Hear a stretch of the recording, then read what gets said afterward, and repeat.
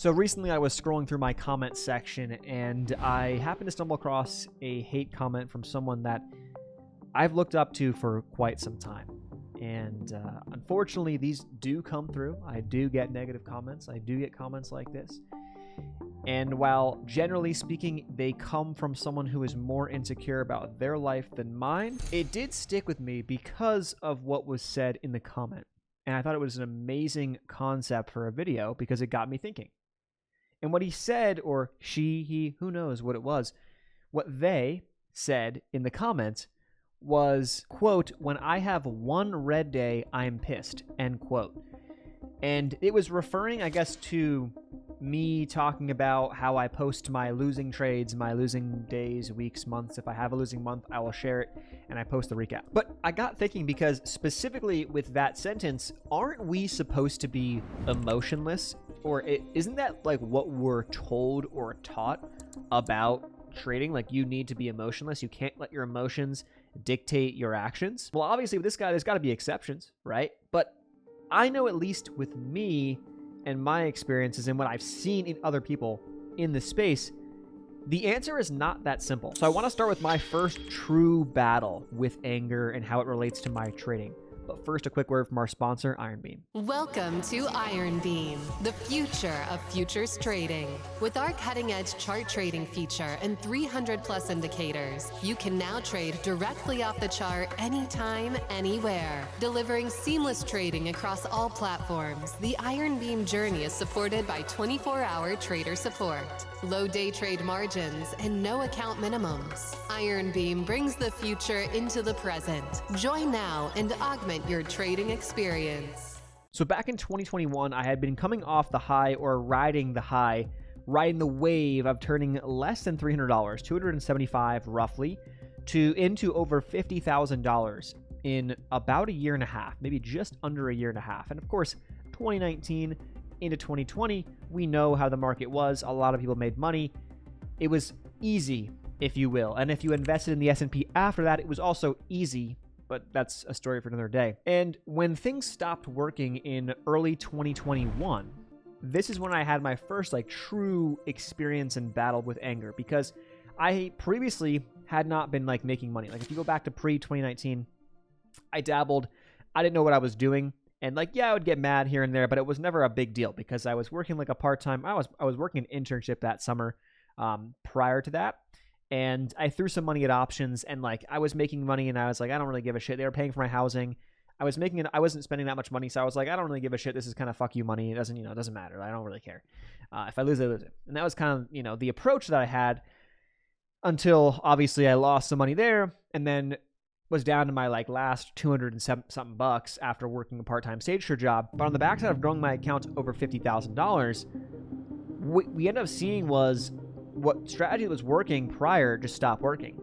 And I kept trying and trying and trying. But my P&L curve went from parabolic up to kind of a slow bleed down. It was not parabolic down. It wasn't oh my God, I went straight up and then whoop.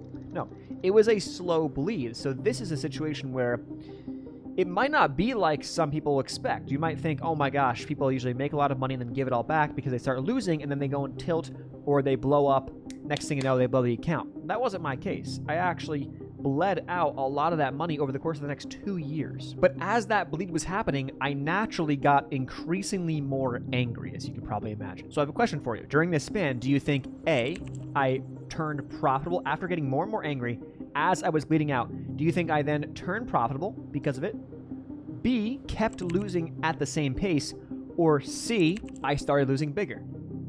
The correct answer here is C. I started to lose a little bit bigger and a little bit bigger, because as I bleed through a lot of that money, what I end up thinking to myself is, fuck it, it doesn't matter. I don't care. I lost 20K, I lost 25K. Who fucking cares if I lose 5 more? You know what I mean? That was the approach, and that was the mindset, which is literally to a T how the spiral works.